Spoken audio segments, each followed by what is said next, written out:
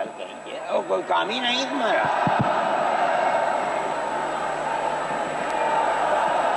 بسم اللہ الرحمن الرحیم. الحمد للہ نحمده ونستعینه ونستغفره ونؤمن به ونتوکل علیہ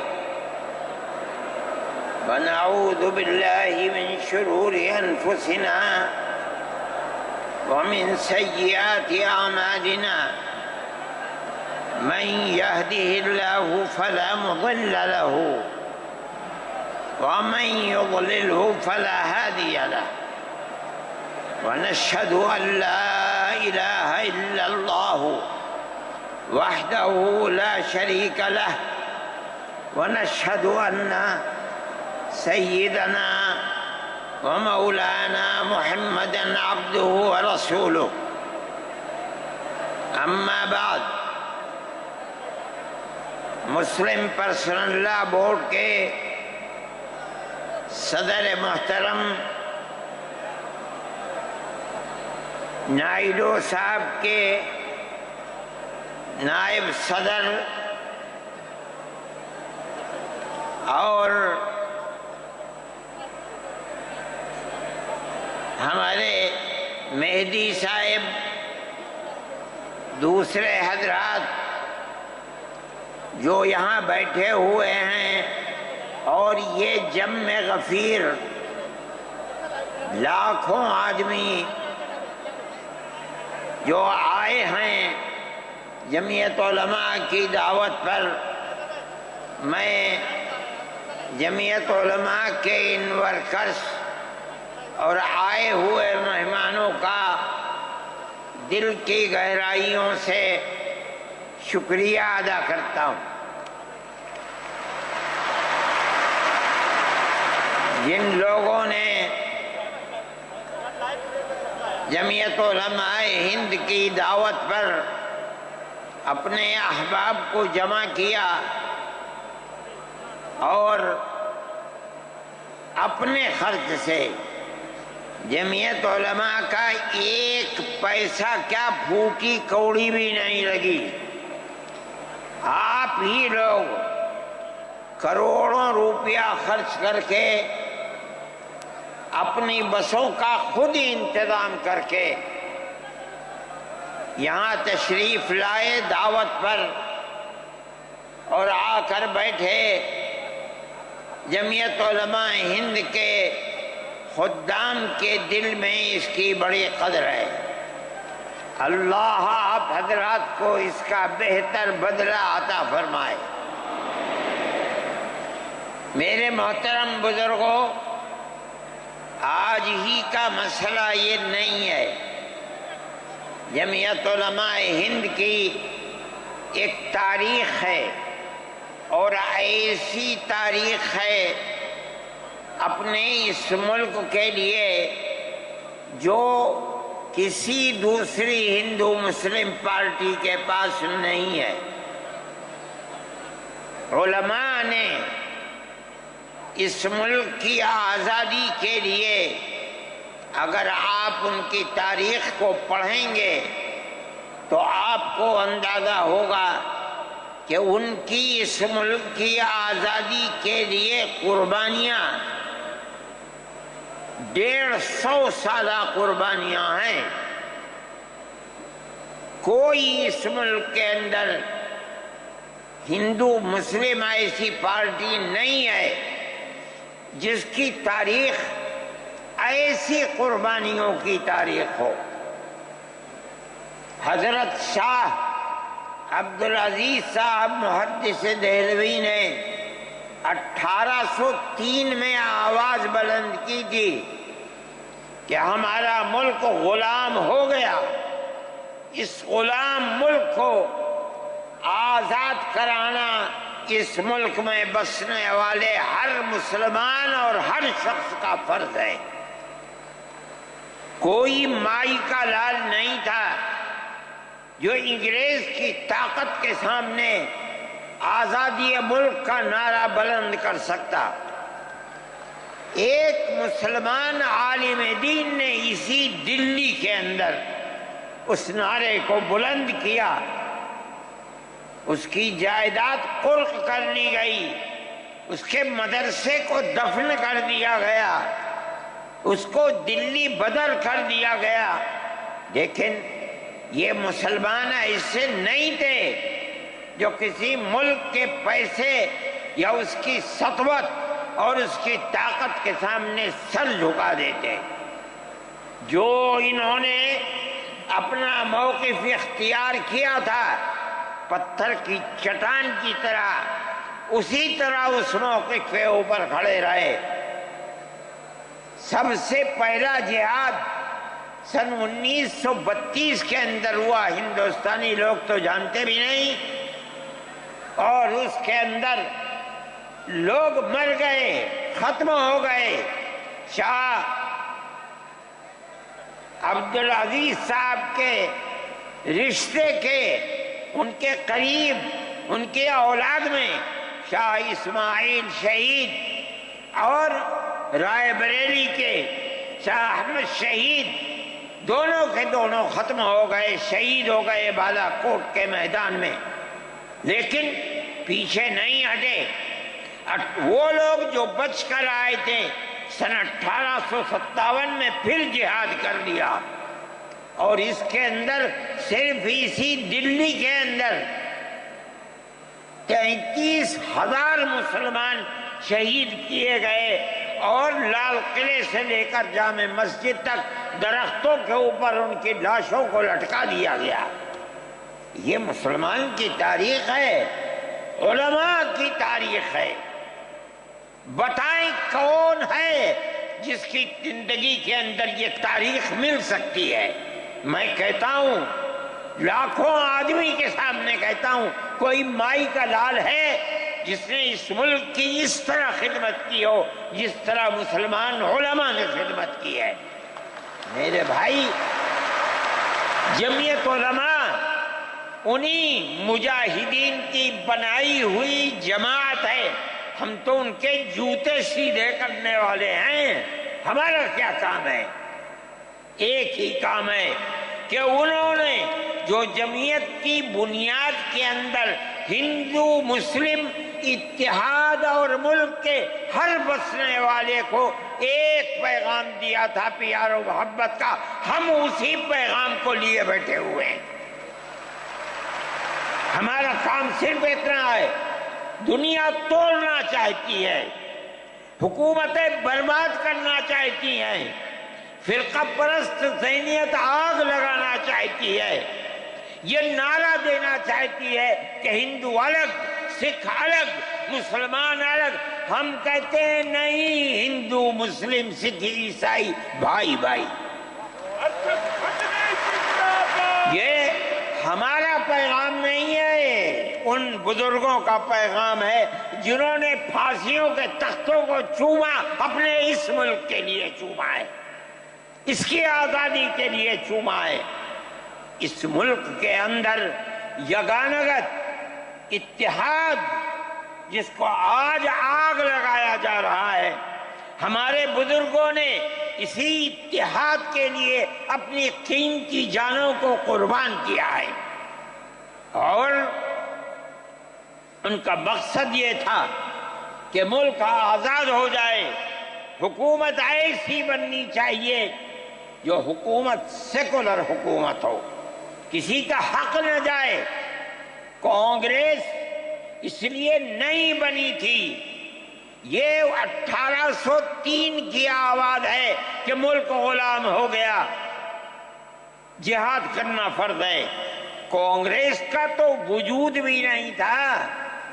کانگریس تو 28 دسمبر 1985 کو بنی ہے، اور اس کا پہلا اجلاس بمبئی کے اندر ہوا ہے۔ آپ لوگ سمجھیں اس کو، کانگریس ملک کو آزاد کرانے کے لیے نہیں بنی تھی۔ کانگریس کی تجویز موجود ہے، وہ کہتے ہیں کہ ہندو مسلم ملک کے بسنے والوں کی اس جنگ و جدال سے دو جہاد سن 32 کا 1857 کا اس جہاد کے نتیجے میں جو برطانیہ کی حکومت اور ہندوستان کی حکومت میں دوری پیدا ہو گئی ہے، کانگریس کا مقصد تھا کہ اس دوری کو ختم کر دیا جائے، ملک کو اپنے گردن سے زنجیر غلامی کی نکال کر توڑ دیا جائے۔ کانگریس کا مقصد نہیں تھا۔ میں آپ سے کہتا ہوں یہ بات ہے اور کانگریس کی تجویز میں موجود ہے، کوئی اس کی تردید نہیں کر سکتا۔ کسی نے حضرت گنگوہی رحمت اللہ علیہ سے پوچھا کہ ایک جماعت بنی ہے جو ہندوؤں نے بنائی ہے انگریز کے ساتھ مل کر، کیا مسلمان اس جماعت میں شریک ہو سکتا ہے؟ حضرت نے فتویٰ دیا اور یہ کہا کہ جس طرح اپنے کاروبار میں ہندو مسلمان شریک ہو سکتا ہے، اسی طرح اس پارٹی کے اندر بھی ہندو مسلمان شریک ہو سکتا ہے، بشرطے کہ دین کو کوئی نقصان نہ پہنچے۔ اس فتوے کا نام ہے نصرت الابرار، جو پرانی یونین مکتبیں ہیں، لائبریریاں ہیں، یہ آج بھی وہاں موجود ہے۔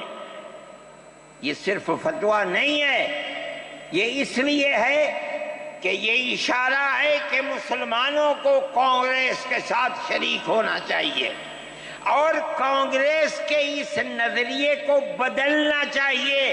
کانگریس کے اندر مستقل غلامی کی زنجیر کو توڑنے کے لیے اور انگریز کے ساتھ جہاد کرنے کے لیے تیار کرنا چاہیے۔ مسلمان جوق در جوق اس کے اندر شریک ہوئے، کانگریس کے اس نظریے کو بدل دیا اور کانگریس کو ملک کی آزادی کے لیے کھڑا کر دیا۔ یہ مسلمان کا، علماء کا، جمعیت علماء کا کردار ہے۔ کوئی مانے نہ مانے، تاریخ میں لکھی ہوئی چیزیں ہیں، ہم سے پوچھے ہم وہ تاریخ کی لکھی ہوئی چیزیں دیں گے۔ ہماری تاریخ کو مٹا دیا گیا۔ وہ طبقہ جو آج ملک کے اندر اسلام اور مسلمانوں کو دفن کرنا چاہتا ہے، وہ ہماری تاریخ کو دفن کرنے کے اندر کامیاب ہو گیا، مگر ہم کہتے ہیں یہ ہماری تاریخ ہے۔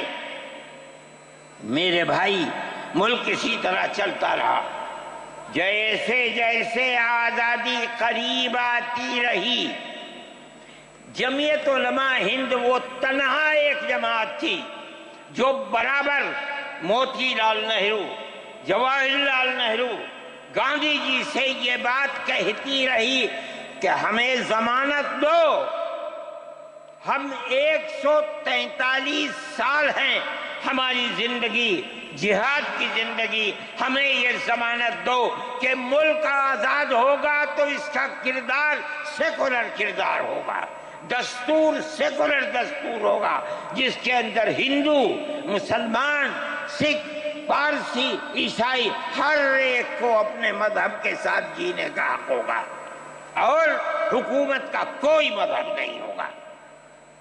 ہمارے پاس تجویزیں موجود ہیں، برابر ہمیں مفتی کفایت اللہ صاحب جو جمعیت علماء کے اس وقت صدر تھے، نام لے کر ان کے پاس موتی لال نہرو، گاندھی جی، یہ لوگ اپنی ورکنگ کمیٹیوں کی تجاویز بھیجتے ہیں، مفتی صاحب کرم فرما، مفتی صاحب یہ ہے کہ ہمارا ملک جب آزاد ہوگا ہم گارنٹی دیتے ہیں کہ ملک سیکولر ملک ہوگا۔ اس کا کیا مطلب ہے؟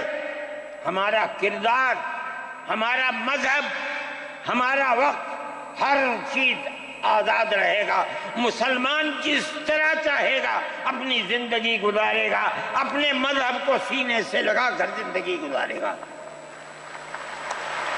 میں یہ بات صرف ہوائی نہیں کہہ رہا ہوں، آپ غور سے اس تحریر کا ایک ایک لفظ سنیں۔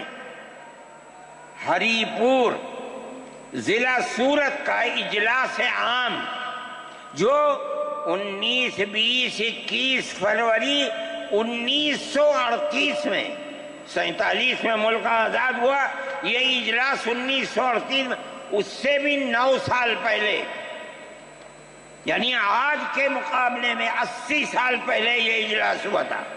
اس کے اندر تجویز دیکھیے آپ، ورکنگ کمیٹی نے 1937 میں اپنی کلکتے کی میٹنگ میں اقلیتوں کے حقوق پر جو تجویز پاس کی تھی اسے یہ کانگریس منظور کرتی ہے، اس وقت کی بات ہے، اور نئے سرے سے اعلان کرتی ہے کہ ہندوستان کی اقلیتوں کے تمدنی، مذہبی اور لسانی حقوق کی حفاظت کرنا کانگریس کا پہلا فرض اور بنیادی پالیسی ہے، تاکہ حکومت کی کسی بھی ایسی اسکیم میں جس میں کانگریس شریک ہو، اقلیتوں کو ترقی اور نشو و نما کا زیادہ سے زیادہ موقع مل سکے۔ آپ الفاظ پر غور کیجئے، اور وہ قوم کی سیاسی، اقتصادی اور کلچرل زندگی میں پورا حصہ لے سکے۔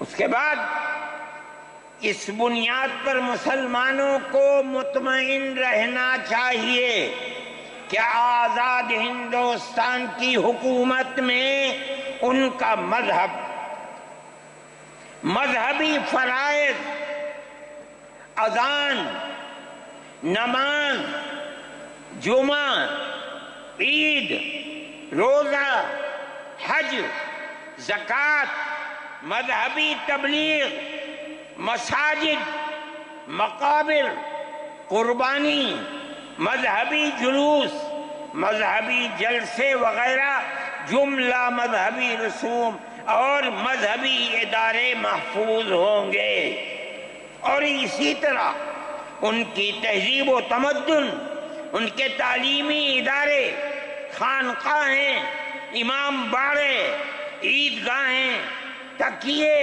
کربلائیں، آثار قدیمہ، اوقاف وغیرہ سب محفوظ ہوں گے، اور اسی طرح ان کی زبان، ان کی شاعری، رسم الخط وغیرہ سب کے سب آزاد اور محفوظ ہوں گے، کسی پر کوئی رکاوٹ اور قید نہ ہوگی۔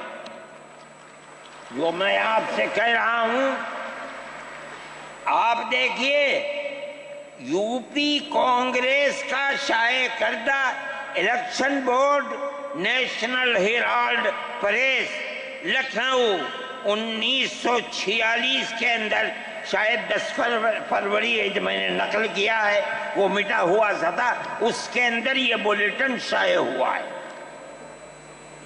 میں کہتا ہوں کہ ہندوستان کی جمعیت علماء کے بار بار کھچوکے لگانے پر وعدہ کرو کہ ملک سیکولر ملک ہے، وہ وعدہ کرتے چلتے ہیں۔ میں آج آپ سے پوچھتا ہوں کہ اس میں سب سے پہلی چیز ہے کہ مسلمانوں کا مذہب اور مذہبی فرائض محفوظ رہیں گے۔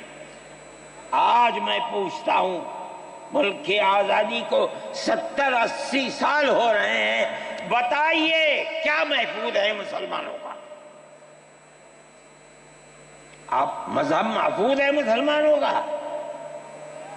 کیا آپ نے مسلمان مذہب کا مسئلہ قرآن و حدیث سے ثابت ہے؟ آپ جو کچھ کر سکتے تھے آپ نے نکاح اور طلاق کے اندر کر دیا، مذہب کہاں محفوظ ہے؟ آپ کی حکومت اتراکھنڈ میں ہے، آپ یکساں سول کوڈ، یعنی کوئی تعلق مسلمان کا مذہب سے نہیں ہوگا، گورنمنٹ جو قائم کرے گی اس کے اوپر مسلمان کو چلنا ہوگا۔ کہاں کا سیکولرزم ہے؟ کیا مسلمان اس پر اطمینان کر سکتا ہے؟ آپ کی زندگی اور آپ کی حکومت کا بنیادی ناپاک پتھر یہ ہے کہ مسلمان کو اپنے مذہب سے آپ دور کر دیں۔ کیا آپ اسے قبول کریں گے؟ یہ آج کی حکومت کا یہ مسئلہ ہے۔ مذہبی فرائض کہاں کے آپ زندہ رہ گئے؟ آج آپ نے مسئلہ بنایا ہے کہ اتراکھنڈ کی ریاست اور شہروں کے اندر مسلمان جو 50 سال سے آباد ہے، آباد بھی نہیں رہ سکے گا۔ یہ آپ کا کردار ہے، یہ تصویر ہے اور ناپاک تصویر ہے، ہم کہتے ہیں۔ جس تصویر کو آپ پیش کر رہے ہیں یہ تصویر سیکولر دستور کی تصویر نہیں ہے۔ ہمارا آج کا یہ کنونشن سیکولر دستور کی حفاظت کے لیے ہے۔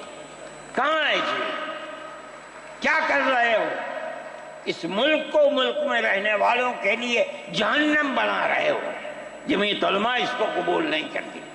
ہم تو کہہ رہے ہیں اس بات کو، کسی کی زبان اٹھتی ہو یا نہ اٹھتی ہو، لیکن ہم کہتے ہیں کہ جو ہو رہا ہے وہ ملک کو آگ لگانے کے لیے، دستور کو آگ لگانے کے لیے ہو رہا ہے۔ جمعیت علماء اسے قبول نہیں کرے گی۔ اگر جمعیت علماء نے اس بدترین حکومت جو یہ کہتی تھی کہ ہماری حکومت میں سورج نہیں ڈوبتا، جمعیت علماء نے کبھی اس کے سامنے سر نہیں جھکایا ہے، اس کے بعد ہم کس کے سامنے سر جھکائیں گے؟ ہمارا سر صرف ایک اللہ کے سامنے جھکتا ہے اور کسی کے سامنے نہیں جھکتا۔ میرے بھائی، آپ ایک اس کو لیتے ہیں، میں کہتا ہوں اے تو بیٹھا، آپ کیا کہتے ہیں؟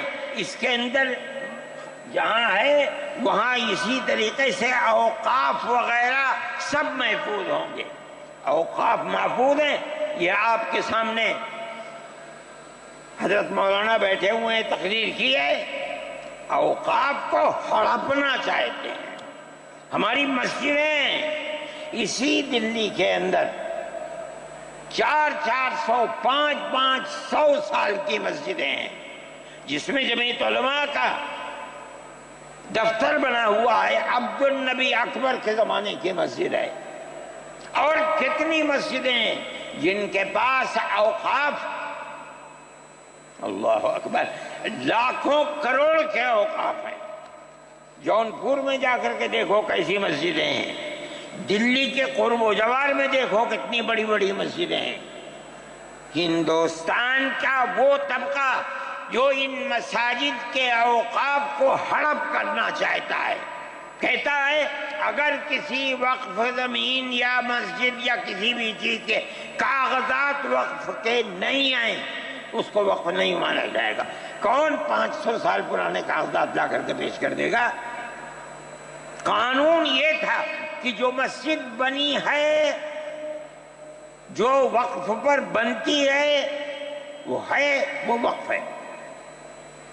آپ کو کیا درد ہے کہ آپ اس وقف کو ختم کرتے ہیں؟ اس کا مطلب ہے مسلمانوں کی زمین کو ہڑپ کرنا چاہتے ہو، حرام کھانا چاہتے ہو، اس لیے ان اوقاف کو ہڑپ کرنا چاہتے ہو۔ ہم اس کو قبول نہیں کرتے۔